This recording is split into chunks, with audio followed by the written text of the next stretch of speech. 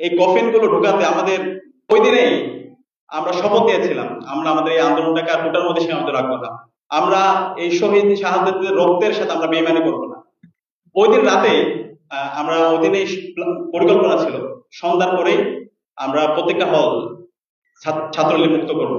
এবং আন্দোলনের যে মূল সমন্বয়করা ছিল মাহফুজ আব্দুল্লাহ, নাহিদ, আসিফ, সার্জিস হাসান, আব্দুল কাদের, আবু বকর মজুমদার থেকে শুরু করে সবার সাথে আমাদের প্রথম বর্ষ থেকে যোগাযোগ ছিল।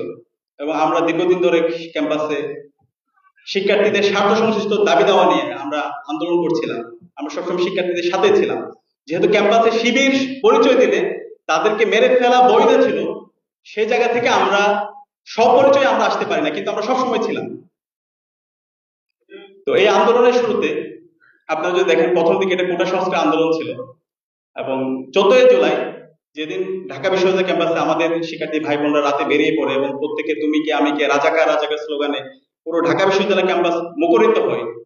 এরপরের দিন 15 জুলাই ঢাকা বিশ্ববিদ্যালয়ে আমাদের ভাই বোনদের উপর ইতিহাসে ন্যাক্কারজনক বর্বর হামলা চালানো হয়।